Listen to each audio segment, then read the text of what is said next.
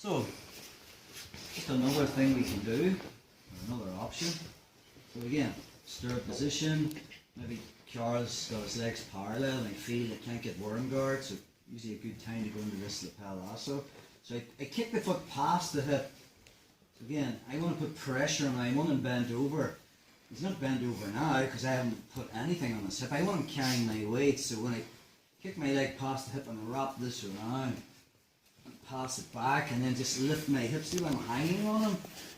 There's a lot of pressure on him now. So again, if we look at the whole game, like what I can do if he's standing, but if he drops down and he makes this initial grip, and I make this sleeve grip, and I'm looking to break the grip. So we've looked at if the arm's in the middle.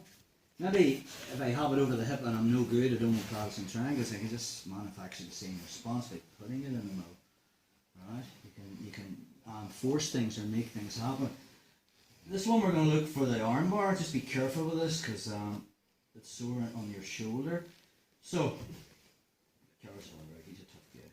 So I have it in my hip. Okay, this time I'm going to pull it into my armpit, and instead of going shoulder deep, which is what we did on the omoplata and the triangle, I'm going to go like shallow. So I want my wizard just above his elbow here. Okay, and again, I'm not really going to be looking for the overhook lasso here. It's going to be restricting what I do. Okay, so again, from that position, you can get a quick tap from here. I like the control of the collar here rather than this because I can really control the posture. So my foot finds the hip, okay, and now I can start to put pressure on Carl's shoulder here. Okay, now if you hit it and you're still on your side here, a really common reaction is Carl's going to turn the elbow in. And if that's the case, we have the Frank Mir submission. So I just come underneath, get hand to hand, and help him on his way, which is here. Okay, let's look at that again. So from my lapel lasso, I make that grip. Okay, I find the sleeve, punch this through. So last week's was on the hip. The move earlier was between the legs. This time I'm pulling it into my armpit and I whack it on and I come above his elbow here. Okay, I like to find this just to keep the posture, foot on the hip, and then I can start to put pressure on his shoulder here. From there, the second he turns in, I let go of the collar and get hand to hand, and I just come up to here. Okay. Another variation you could do, I don't really like that one. Another variation that you can do from here is basically filling the space. So rather than being on my shoulder, I'm going to come up onto my hip. My feet are in his hips, and now I just put my balls in his armpit and bring my shin over the shoulder here. Okay, that's another option. So again, from here, mix that initial grip. Make it a hook grip, break it off, pull it into my armpit, go shallow, find the collar. So the first option was I stay on my side, put on the hip, I'm using my knee, pressure. If he turns it inside, you just let go and I have that Frank Mir. I prefer to come up on my elbow and both feet on my hips. And now I just concentrate on coming from my elbow to my hand, and all I want to do is bring my groin into his armpit as my knee comes high over the shoulder. Now again, savvy guys, the second I come up, relax, we'll start to roll. The second he rolls, I'm rolling with him, but I'm taking that overhook off. Okay, don't keep it on.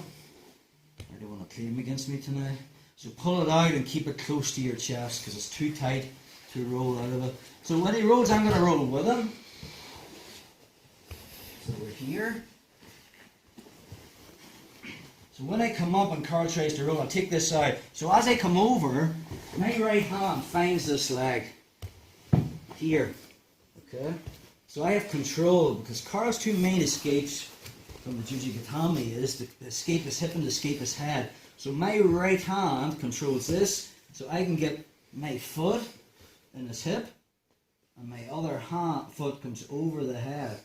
So I'm blocking off those two routes. So I bring my heel back, foot on the hip to get tension in the arm, I'm going to pinch my knees. Okay? From here, find the wrist. And now it's pummel. Yeah, I'm going to turn around. So, from here, first one. I'm on my side. Get that grip. Break it. Pull it into my armpit. And then I go shallow, so I'm above the elbow. Sometimes you can find that grip on the collar, foot here, and now I can just hip in. If he turns inside, elbow inside, have this. If he brings it the other way, what he was going to do, I'm just doing it like that. Okay. The version I like is I come to my elbow and I just concentrate on bringing my groin high into his armpit. It's hard to escape. And then I'm bringing my shin over the top. If he decides to roll, I'm arching my back and my right hand's finding this leg. See the way I'm controlling this? Carl's escape is to move his head and bring his elbow to the floor. So when I have this and this, my leg's coming over. Try to work your escape. That's what I want there. And now from here, once I have my foot in his hip and my foot in his head, I'm coming up. Again, they probably get hand to hand, usual stuff. Find my hip, and then just work on getting his arms up above his head. Once I break that, find the thumb pointed up. And then one more time on that.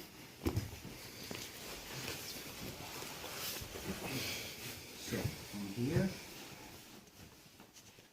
mix that grip, push it off, pull it into my armpit. Coming high, car starts to roll, I find this. I want this and this. Again, if I'm late and car sits up into me,